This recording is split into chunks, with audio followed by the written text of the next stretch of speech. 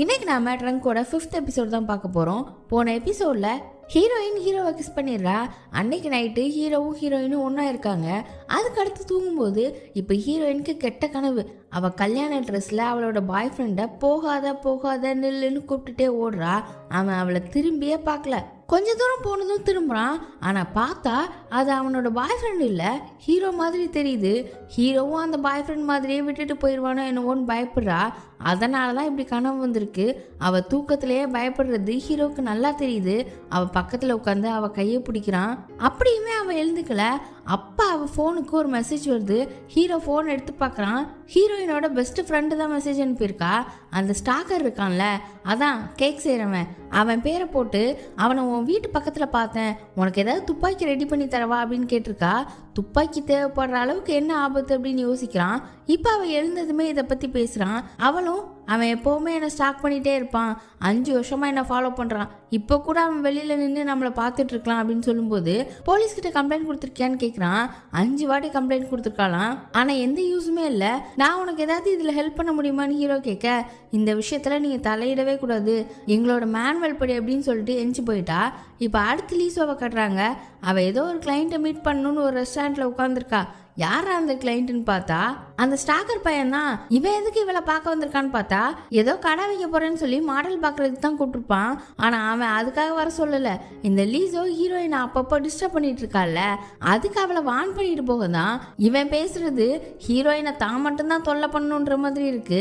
அவன் லீசோ மூஞ்சி பக்கத்தில் போய் அவ இருக்கிற பக்கமே நீ போகக்கூடாது, நான் என்ன சொல்ல வரேன்னு உனக்கு புரியுதுல்ல, நான் யாருன்னு உனக்கு தெரிஞ்சுக்கணும்னு ஆர்வம் இருந்தா இந்த கான்ட்ராக்ட் மேரேஜ் பண்ணுவாங்கல்ல அந்த கம்பெனியில் போய் கேளு, அப்படியே என்கிட்ட வம்ப வச்சுக்கிட்டா உன் நிலைமை என்ன ஆகணும் கேளு அப்படின்னு பயங்கரமா மிரட்டி விட்டுட்டு போறான். லீசோவே கொஞ்சம் பயந்துட்டா. இப்போ அப்படியே வீட்டில் இருக்கிற ஹீரோயினை கட்டுறாங்க. அவ கிச்சன்ல ஏதோ வேலை பார்த்துட்டு இருக்கும்போது ஒரு பொருளை தேடி மேலே கப்போட்டை திறக்கிறா. அப்போ லீசோ கொடுத்த பாட்டு கேசட் கண்ணில் படுது. அதை எடுத்து பார்க்கும்போது அதுக்குள்ள அந்த ஸ்கேன் போட்டோவும் மாத்திரையும் இருக்கிறத பார்க்குறா. இப்போ அடுத்து பெஸ்ட் ஃப்ரெண்டை தான் பார்க்கறதுக்கு வந்திருக்கா. 2 பேரும் ஒரு ரெஸ்டாரண்ட்ல உட்காந்து சாப்பிட்டுட்டு இருக்காங்க. நேற்று கூட கன் வேணுமான்னு கேட்டிருந்துருப்பால, அதே தான் இப்பவும் கேட்குறா. நான் அனுப்பின ஃபோட்டோவில் ஏதாவது ஒரு மாடல் பார்த்து சொல்லு, ரெடி பண்ணி தரேன், இல்லைன்னா விடு, நானே அவன் கதையை முடிக்கிறேன்னு சொல்ல ஹீரோயின் இருந்துட்டு அவனை யாராவது சாகடிக்கணும்னா அது நானாக தான் இருக்கணும் அப்படின்னு சொல்கிறா. அடுத்து கிளம்புறதுக்கு முன்னாடி லீசோ இருக்கால, அவளை பற்றி விசாரித்து சொல்கிறா. கூடவே அந்த லீசோ ட்ரக்ஸ் எல்லாம் சப்ளை பண்ணுற மாதிரி இருக்கு, அது எங்கேருந்து கிடைக்குதுன்னு கண்டுபிடிச்சி சொல்லுன்னு சொல்கிறா. இப்போ திரும்ப லீசோவை கட்டுறாங்க. அவளை அந்த ஸ்டாக்கர் மிரட்டிட்டு போனான்ல, கொஞ்சம் பயமாக தான் இருக்கு. காரில் ஏறிட்டு அவள் புருஷனுக்கு ஃபோன் பண்ணுறா. அவன் என்ன பண்ணுறான்னு பார்த்தா, என் கூட வேலை செஞ்ச ஒருத்தர் ரொம்ப நாள் கழிச்சு பார்க்குறேன், அவர் கூட தான் இருக்கேன் அப்படின்னு சொல்லிட்டு இந்த ஸ்டாக்கரை தான் ஃபாலோ பண்ணிட்டு போகிறான். இவன் எதுக்கு அவனை ஃபாலோ பண்ணுறான்னு ஒன்றும் புரியல. லீசோ காலை கட் பண்ணிட்டு கார் எடுக்கலான்னு போகும்போது கதவை யாரோ டக்கு டக்குன்னு தட்டுறாங்க. ஒரு செகண்ட் பயந்துட்டா. யாருன்னு பார்த்தா ஹீரோ ஃப்ரெண்டோட ஒய்ஃபு. அவளும் அந்த ரெஸ்டாரண்ட்ல தான் இருந்திருக்கா. லீசோவும் ஸ்டாக்கரும் ஒரே டேபிளில் உட்காந்துருந்ததையும் பார்த்துருந்துருக்கா. நீங்கள் 2 பேரும் என்ன பேசிட்டு இருந்தீங்கன்னு கேட்க லீசோ அதுக்கு பதில் சொல்றதுக்கு முன்னாடி அவளுக்கு பயங்கரமா வயிற்று வலி வந்துருச்சு. அடுத்த சீன்ல லீசோ ஹாஸ்பிட்டல்ல இருந்து கண்ண முழிக்கிறா. என்ன ஆச்சுன்னா, ஆல்ரெடி அவ ஒரு வாட்டி கைனகாலஜிஸ்ட் கிட்ட செக்அப் போயிருந்திருப்பாள்ல, குழந்தை பெற்றுக்காம இருக்க காப்பர்ட்டி மாதிரி ஏதோ ஒன்று வச்சிருந்திருப்பா. அது இன்ஃபெக்ட் ஆயிட்டுன்னு அவங்க சொல்லியிருந்திருப்பாங்க. அப்பவே அதை மாற்றணும்னு சொன்னப்ப இவ அதை கேட்கவே இல்லை. இப்போ அது பிரச்சனையாகி அவளோட ஒரு ஓவரியையே எடுக்க வேண்டியதாயிடுச்சு. நல்ல வேலை கர்ப்பப்பை ஃபுல்லாகவே எடுக்கணும்னு சொல்லலை, அந்த அளவுக்கு இன்னும் பிரச்சனை போகல. லீசோவை ஹாஸ்பிட்டலில் சேர்த்தது கூட வந்தது எல்லாமே ஹீரோ ஃப்ரெண்டோட ஒய்ஃப் தான். ஆனால் அவளோட குழந்தைங்க ஸ்கூல்லேருந்து வந்துருவாங்க அப்படின்னு போயிட்டா. அவள் போகிறதுக்கு முன்னாடி ஹீரோக்கு தான் கால் பண்ணியிருந்திருக்கா. ஆனால் அவன் ஃபோனை வீட்டில் வச்சுட்டு எங்கேயோ போயிட்டான். அதனால இப்போ லீசோவை பார்த்துக்க இருக்கிறது நம்ம ஹீரோயின் தான். இவ வந்து நம்மளை பார்த்துக்கிற நிலமை வந்துட்டே அப்படின்னு லீசோவுக்கு வருத்தம். ஹீரோயினும் ஆளே இல்லைன்னு தான் நான் வந்தேன், இப்போ தான் நீ கண்ணு முடிச்சிட்டல்ல, நர்ஸ் கிட்ட சொல்லிட்டு நான் கிளம்புறேன் அப்படின்னு போகும்போது என்னை பற்றி நிறைய தெரிஞ்சுக்கிட்ட போல அப்படின்னு அவ கேட்க, நீ தான் என்னை பற்றி நிறைய தெரிஞ்சு வச்சிருக்கன்னு ஹீரோயின் சொல்ல லீசோ ஒரு செகண்ட் பயந்துட்டா. ஒரு வேளை கேமரா வச்சதை கண்டுபிடிச்சாலே என்னன்னு என் ரெசியூமை பார்த்துருப்பல அதை சொன்னேன்னு சொன்னதும் தான் லீசோவுக்கு கொஞ்சம் ரிலாக்ஸ் ஆகுது. இவங்க இப்படி பேசிட்டு இருக்கும்போது லீசோவுக்கு மாட்டி இந்த யூரின் டியூப் கலண்டிருக்கும். பெட்டு கொஞ்சம் ஈராயிடுச்சு. ஹீரோயின் அதை பார்த்துட்டு நர்ஸை கூப்பிடுற பாட்டை அமைக்கி விட்டுட்டு இதுக்கு தான் கூட ஒருத்தர் இருக்கணும் அப்படின்னு சொல்றது அப்படின்னு சொல்லிட்டு போறா. இப்படியெல்லாம் அசிங்கப்பட்டமேனு இந்த லீசோக்கு அவமானமா இருக்கு. இப்ப ஹீரோ எங்க தான் போயிருக்கான்னு பார்த்தா மீன் பிடிக்கிறதுக்கு ஒரு இடத்துல ஃப்ரெண்டு கூட போனான்ல, அங்கதான் உட்காந்துருக்கான். ஹீரோயின் டேங்கோன்னு ஒரு டான்ஸ் சொல்லி கொடுத்துருக்கேன்னு சொன்னான்ல, அந்த மியூசிக்கை கேட்டு அவ அதுக்கு டான்ஸ் ஆடுற மாதிரி நினைச்சு பார்த்துட்டு உட்காந்துட்டு இருக்கான். அப்பதான் ஃப்ரெண்டு வேகமா வந்து, டேய் இங்க என்னடா பண்ற, ஒரு முக்கியமான விஷயம் அப்படின்னு ஹாஸ்பிட்டலுக்கு கூட்டிட்டு போறான். ஹீரோ போய் லீசாவை பார்க்க அவளுக்கு என்ன ஆச்சு, என்ன சர்ஜரி, என்ன பண்ணியிருக்காங்கன்னு எல்லாத்தையுமே சொல்றா. இந்த லீசாவுக்கு குழந்தை பத்துக்கிறது பிடிக்காதான். ஹீரோ இஷ்டத்தினால தான் இதுக்கு முன்னால அவள் ப்ரெக்னெண்டா இருந்திருக்கா. அதுவும் அந்த டைம்ல அவளுக்கு ஆக்சிடென்ட் ஆன மாதிரி காட்டினாங்கல்ல, அப்பா அவளை ஆப்ரேஷன் தேட்டரில் வச்சிருக்கும் போது ஹீரோ கிட்ட கன்சர்ன் ஃபார்ம் சைன் பண்ண வந்திருப்பாங்க. ஹீரோ டாக்டர் கிட்ட குழந்தைய ஃபர்ஸ்ட் காப்பாத்துங்க அப்படின்னு சொல்லி இருந்திருப்பான். இந்த விஷயத்த டாக்டரும் லீசோ கிட்ட சொல்லிட்டாங்க. இதனால தான் இந்த லீசோ ஹீரோ மேலே இவ்வளோ கோபமா இருக்கா. உன்ன மாதிரி எல்லாம் ஒருத்தருக்கு குழந்தை இருக்கக்கூடாது, ஏன்னு உனக்கே தெரியும் தானே அப்படின்னு ரொம்ப ஹார்ஷா பேசுறா. ஹீரோக்கு இது ரொம்ப கஷ்டமாயிட்டு. இப்போ அன்னைக்கு நைட் அவன் வீட்டுக்கு வரும்போது அந்த தெருவில் ஸ்டாக்கர் நின்றுட்டு இருக்கான்.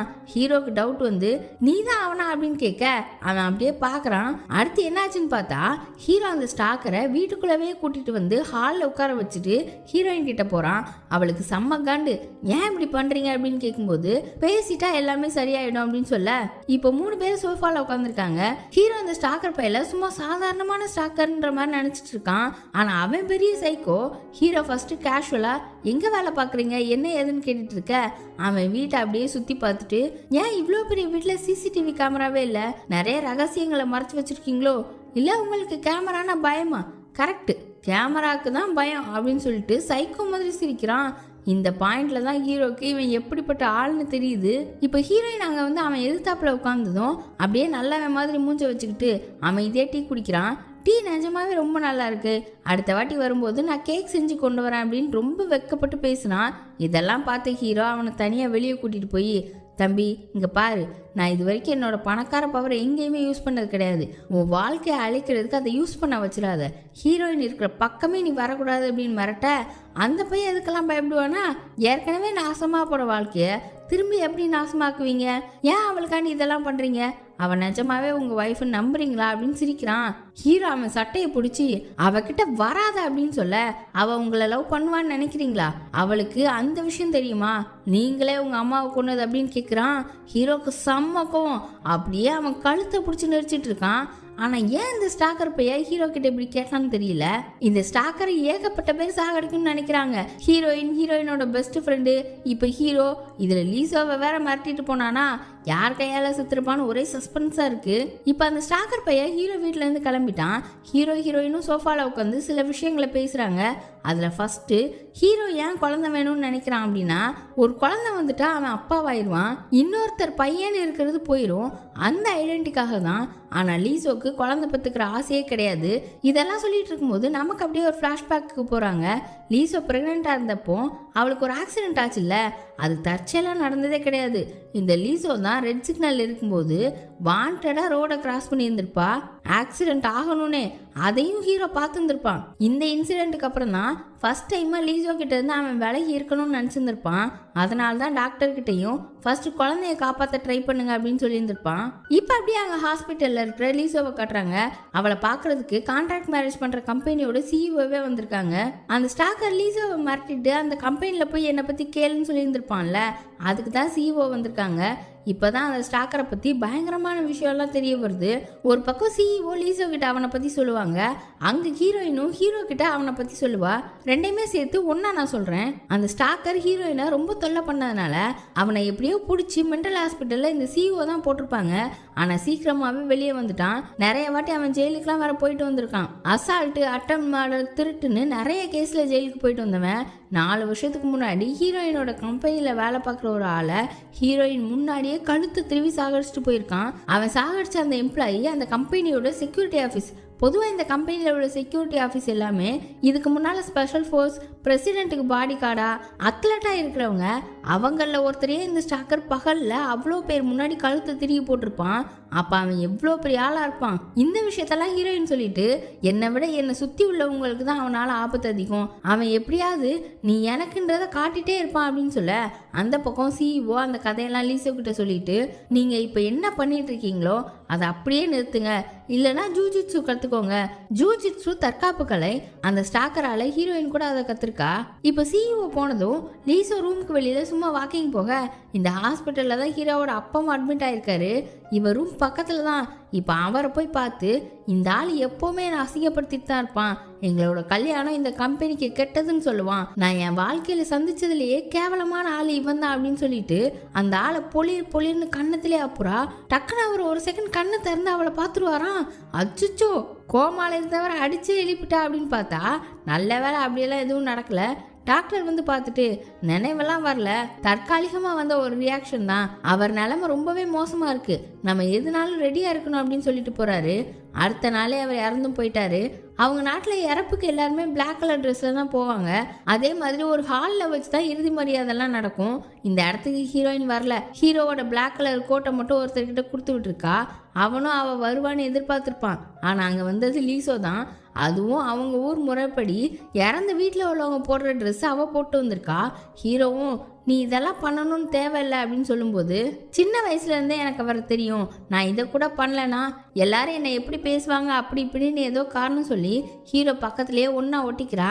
இது பண்ணது பத்தாதுன்னு ஒரு 3 மாத்திரையை டேபிளில் வச்சுட்டு போதை மாத்திரை தான், அமெரிக்காவில் உள்ள ஹாஸ்பிட்டலில் எல்லாம் இதை ப்ரெஸ்கிரைப் பண்ணுவாங்க, எடுத்துக்கோ அப்படின்னு கொடுத்துட்டு போறா. எதுக்கு தான் இப்படி ஹீரோக்கு மாத்திரையாக கொடுத்து கெடுக்க பார்க்குறான்னு தெரியல. ஹீரோக்கு அவன் அப்பா இறந்ததெல்லாம் இப்போ வருத்தம் கிடையாது. ஹீரோயின் இல்லாமல் இந்த லீசோ வந்து உட்காந்துருக்கிறது தான் அவனுக்கு வருத்தம். அவனோட டை வேற ஒழுங்கா கிட்ட வராது. சோகமா வராண்டால டை கிட்ட உட்கார்ந்துட்டு இருக்க ஹீரோயின் வந்துட்டா. வந்து டையை மாட்டி விட்டுட்டு எங்க மேனுவல் படி இந்த மாதிரி முக்கியமான ஈவெண்ட்ல எல்லாம் நாங்க கலந்துக்க கூடாது அப்படின்னு சொல்லிட்டு போறா. மரியாதை பண்றதுக்கு வரவங்களெல்லாம் அட்டன் பண்ற இடத்துல உட்காந்துருக்கிறது ஹீரோவும் லீசோவும் தான். அப்ப இந்த லீசோ ஹீரோ கிட்ட நான் இப்போ உனக்காக தான் இங்கே வந்திருக்கேன், எல்லாரும் இப்போ உன்னை பற்றி என்ன பேசுவாங்க தெரியுமா, உன்கிட்ட ஒரு நல்ல வேலை கிடையாது, தனியாக இருக்க, கொஞ்ச நாள் கூட ட்ரக்ஸ் எடுக்காமல் உன்னால் இருக்க முடியாது, இப்படி தான் பேசுவாங்க, உனக்கு ஒரு சப்போர்ட்டாக நான் தான் இருக்கேன் அப்படின்னு ஹீரோ அசிங்கப்படுத்துகிற மாதிரியே பேசுகிறா.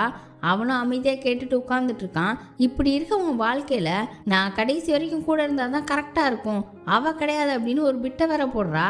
இந்த மாதிரியெல்லாம் ஹீரோ கிட்ட பேசிட்டு ரெஸ்ட் ரூம் போக அங்கே ஹீரோயின் வர்றா. ஹீரோவை இந்த மாதிரி தான் இவ பேசி கஷ்டப்படுத்துவான்னு ஹீரோயினுக்கு தெரியும். அதனால ஒழுங்கா அவரை விட்டுட்டு போயிரு, அவர் உனக்கு கிடைக்கவே மாட்டான்னு லீசோ கிட்ட சொல்ல உனக்கு நான் இதுக்கு காசு கொடுத்து வேலைக்கு வைக்கலையே அப்படின்னு நக்கல் பண்ணுறா. இதுக்கு தான் காசு கொடுத்தீங்க ஒய்ஃபாக இருக்கிறதுக்கு, அந்த வேலையை தான் நான் இப்போ பார்த்துட்டு இருக்கேன் அப்படின்னு சொல்ல இந்த லீசோ ஹீரோயினை அடிக்க கை வாங்கிட்டா. ஹீரோயினுக்கு தான் ஜிஜிட்சு தெரியும்ல, அப்படியே கையை பிடிச்சி பின்னால திருப்பி முடியை பிடிச்சி ஒரே தள்ளு. ஹீரோயினுக்கு இந்த லீசோ மேலே செம்ம கோவம். நீ ப்ரெக்னெண்ட்டாக இருக்கும்போது வாண்டடா வண்டிக்குள்ளே போய் விழுந்தியே, அது அவருக்கு தெரியும், நான் என்ன சொல்றேன்னு புரியுதா, அந்த குழந்தைய நீ ரோட்ல போட்டதை அவர் பார்த்துருக்காருன்னு சொல்றேன். நீ உன்னை நல்லா புரிஞ்சுக்கோ, இந்த கல்யாணம் நல்லா போகும், நான் அவரை விட்டு போறதுக்குள்ள அவர் ஒரு புது வாழ்க்கை வாழ்வாரு, எனக்கு அவர் சந்தோஷமா இருக்கணும், உனக்கு அப்படின்னு கேட்கும்போதே திரும்பவும் அவள் அடிக்க வரா. திருந்தாத ஜென்மோன்னு ஹீரோயின் அவள் கையை பிடிச்சி இப்போவே ஒழுங்கா இங்கேருந்து போயிரு, இல்லைனா இன்னும் உன்னை பற்றி அவருக்கு தெரியாமல் இருக்கு, எல்லாத்தையுமே சொல்லிடுவேன் அப்படின்னு மிரட்டிட்டு போறா. லீசோ பயந்துட்டா. இப்போ ஹீரோயின் அந்த பிளாக் கலர் ட்ரெஸ் போட்டுட்டு ஹீரோ பக்கத்தில் போய் உட்கார்றா. அவனும் இந்த மாதிரி ஈவெண்ட் எல்லாம் வரக்கூடாதுன்னு சொன்னல அப்படின்னும் போது இன்னைக்கு ஒரு நாள் நான் லீவு அப்படின்னு சொல்றா. இப்போ இவங்க 2 பேரும் தான் வரவங்களுக்கு எல்லாம் பவ் பண்ணி கவனிச்சு விடுறாங்க. லீசோ கிளம்பிட்டா. இந்த லீசோக்கு சின்ன வயசுல இருந்தே கேட்டதெல்லாம் கிடைக்கும். இப்போ வர அப்படித்தான், அவன் நினைச்சதுதான் நடக்கணும்னு நினைப்பா. ஆனா திடீர்னு சைடு கேரக்டரா வச்ச ஹீரோயினுக்கு எல்லாமே கிடைக்குதுன்னு அவளுக்கு பொறாம. இப்ப அன்னைக்கு நைட்டு எல்லாருமே மரியாதை செலுத்திட்டு போயிட்டாங்க. ஹீரோ ஹீரோயின் மட்டும் அங்க உட்கார்ந்துருக்க. இனிமே யாரும் வரமாட்டாங்கன்னு 2 பேரும் வெளியே சுத்த போயிட்டாங்க. அன்னைக்கு நைட்டு ஃபுல்லா ஒரே ரவுண்ட்ஸ் தான். ஆளே வராத படத்துக்கு போய் உட்காந்து படம் பார்த்துட்டு ரோட்டு கடையில் ஆளுக்கு ஒரு ஸ்கார்ஃபை வாங்கி மாட்டிட்டு காஃபி குடிச்சிட்டு ரோட்டோரமாக பேசிட்டு நடந்து போயிட்டு இருக்காங்க. எங்கள் அப்பா இறந்ததுமே இப்படி வந்து சுற்றுவேன்லாம் நான் நினைக்கலன்னு ஹீரோ சொல்லும்போது அவர் ஒன்றும் அவ்வளோ நல்லவர் இல்லையே, இந்த உலகத்தில் எல்லா அப்பாவுமே நல்லவங்க கிடையாது, அதே மாதிரி சில அம்மாக்களும் தான் அப்படின்னு சொல்ல ஹீரோ அவளோட அம்மா பத்தி கேக்குறான். நிஜமாவே அவங்க உன்னோட பாய் ஃப்ரெண்டை சாகடிச்சாங்களான்னு. அதுக்காக இந்த சமூகம் ஒருத்தரை ஏத்துக்காம இருக்கிறது ஒரு கொலைனா என் அம்மா அதை பண்ணாங்க அப்படின்னு சொல்லிட்டு அவளோட பாய் ஃப்ரெண்டுக்கு என்ன நடந்துச்சுன்னு சொல்றா. அவன் நிஜமாவே பைசெக்சுவல் தான் போல. ஆனா அதுக்குன்னு அவளோட அம்மா அப்படி ஒரு வீடியோலாம் போட்டு அசிங்கப்படுத்திருக்க கூடாது.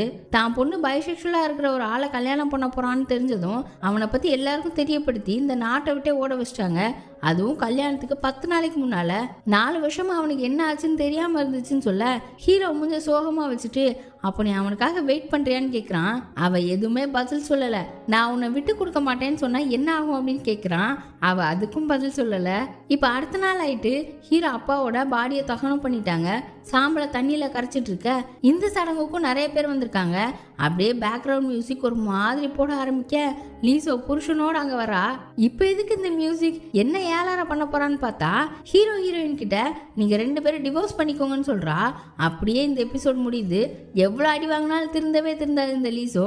நேத்து தான் அடி வாங்கியிருக்கா, அதுக்குள்ள ஃப்ரெஷ்ஷா கிளம்பி வந்து அடுத்த பிரச்சனையை ஆரம்பிக்கிறா. என்ன நடக்க போகுதுன்னு அடுத்த எபிசோட்ல பார்ப்போம். அதுக்கு சேனலை சப்ஸ்கிரைப் பண்ணி பெல் ஐக்கானை பிரஸ் பண்ணி வச்சுக்கோங்க.